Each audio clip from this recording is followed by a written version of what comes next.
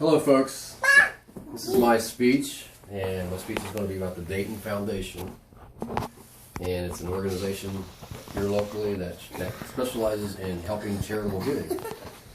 And as you can see, my cameraman Jeff Johnson, who is also an IWU student, has filmed everybody in the room, so there's 5 people in here, including my 2 little ones who count for maybe 1 person, but anyhow. The Dayton Foundation is an organization that was founded in 1921, and it strived to help the residents in Dayton and surrounding areas in very informative, constructive ways to help with charitable giving, as I mentioned before. I'm going to overview the foundation, the historical value of it, and the resources that it provides through its website, which is www.daytonfoundation.org. One of the many ways that you can give through this foundation is called the Charitable Checking Account service. This service offers a donor-directed fund designed for primary temporary charitable dollars for individuals, companies, and non-profit organizations. The service is the most beneficial for people who want the most tax benefits. Another option given are endowed funds, which provide financial support for your favorite charities and give you control of distribution of each of these funds. There's 5 types of these endowed funds, which are unrestricted funds, field interest funds, donor advised funds, donor designated funds, and scholarship funds. All of these types of funds are conveniently and readily available through the website, as mentioned before, DaytonFoundation.org. There's a breakdown and description of each of these funds on the various links that are provided. So the kids are providing distractions. It's all right. But anyhow, we're going to shift gears here, and I'm going to provide some statistical data about the Dayton Foundation. And the report that I pulled is from 2012 and 2013 fiscal year. On the report, it is noted that $48.1 million in donations were made through the Dayton Foundation in 2012 and 2013 alone. That is the highest dollar amount in the 92-year-old history of the organization. Over the past 10 years, the foundation has had a major collective impact on the community, as it has compiled nearly $379 million in grants and programs. A few stats here. And again, this is from the 2013 report. More than 14,000 grants totaling $48.1 million, $8.5 million in donor funds to support education, $6.5 million in donor funds to support houses of worship. And over the last 10 years, granting making highlights were as follows. Over 145,000 grants totaling $378.5 million, nearly $12 million in scholarships helping 9,000 children, and nearly 4,500 children who otherwise couldn't afford to go were sent to camp by former factory workers Helen and Robert Harmony.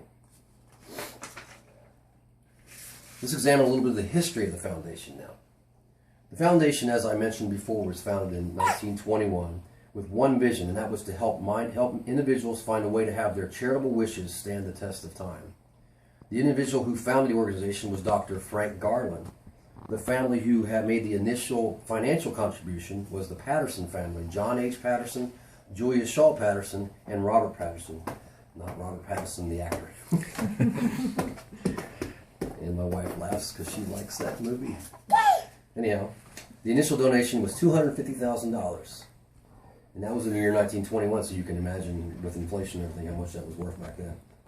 Anyhow, as of December in 2010, the donations whopped to a stat of $370 million in assets. So you can imagine how the founders feel, how they would have felt if they'd known this happened nowadays. The current president of the Dayton Foundation is Mr. Mike Parks. Mike Parks has been president of the foundation since March of 2002. Mr. Parks also serves as other regional leaders on numerous area projects and initiatives.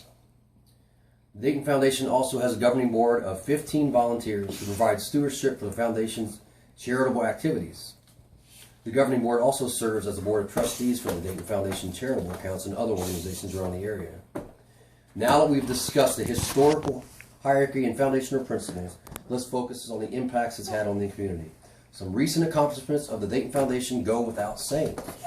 In the most recent rankings of 800 community foundations nationwide, the Dayton Foundation ranked as 38th in market value of assets, 36th in the USA in grants, 34th in the nation for new gifts received.